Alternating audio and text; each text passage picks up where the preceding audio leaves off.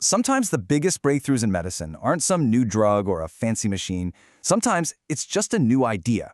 Today, we're diving into a paper that argues we've been naming and, because of that, fighting a really common type of breast cancer all wrong for more than 100 years.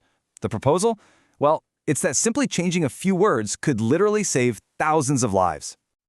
So, take a look at this number. 95%.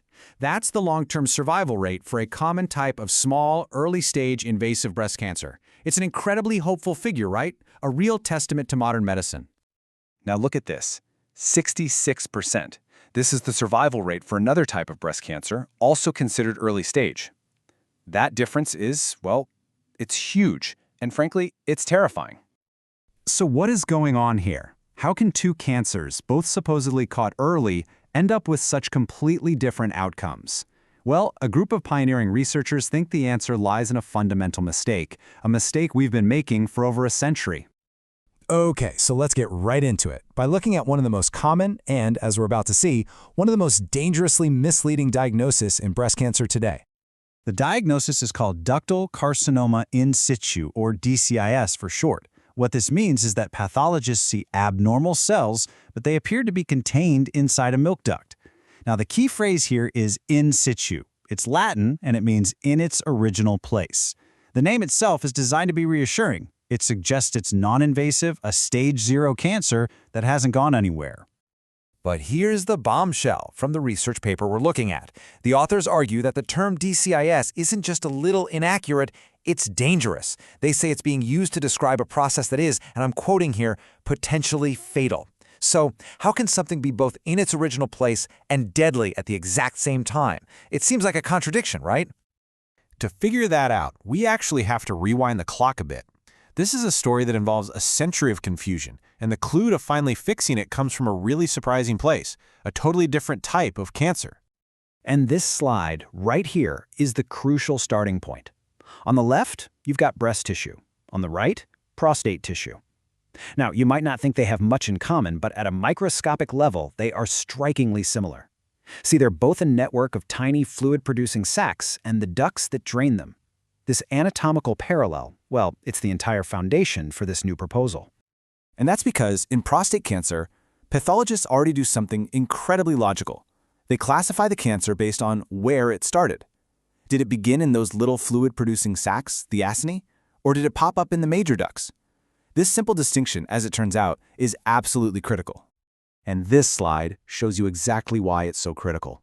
In the prostate, cancers that start in the sacs, that's the AAP type, they have a much, much better prognosis. But the ones starting in the ducts, the DAB type, are way more aggressive. For the prostate, anatomy is destiny. So the researchers asked a really simple question: why on earth aren't we doing this for the breast? And that brings us to the new proposal. It builds on that same logic. The paper suggests we should stop using these vague, confusing terms and instead classify breast cancers just like we do for the prostate, based on their anatomical origin. Where did they come from? So they propose 3 new categories. The vast majority of cases, about 75%, are what they call AAB. These start way out in the tiny milk-producing sacs and are usually the least aggressive. Then you've got DAB, about 20% of cases, which begin in the larger major ducts. And finally, there's this rare and kind of mysterious type called BCMO, which seems to pop up from the breast's connective tissue itself. Now here's where it gets really powerful. This isn't just some academic theory for pathologists to debate. The authors show that these 3 different origins leave behind 3 completely different fingerprints. Fingerprints you can actually see on a standard mammogram. Okay, let's look at the fingerprint for that first type, AAB. The mammogram on the left shows these kind of cloudy, crushed stone-like calcifications. And the microscope view on the right shows us exactly why that is. The cancer is filling up those tiny sacs, almost like sand filling a balloon, and that's causing them to calcify. The image is a direct picture of what's happening at the cellular level. But now, compare that to type DAB. The mammogram looks totally different, right? It's like sharp, fragmented castings. And that's because this cancer isn't just filling up old ducts, it's aggressively building new, cancerous ducts. It's a process they call neoductgenesis. This is the complete opposite of in situ. This is an invasive network under construction, and this is the deadly process that was being mislabeled as harmless. And finally, we have type BCMO. On a mammogram, this one looks less like a distinct lump and more like a subtle pulling or distortion of the tissue. And that's because it's a diffuse, infiltrating cancer that spreads out like a web, which makes it incredibly difficult to see and even harder to remove.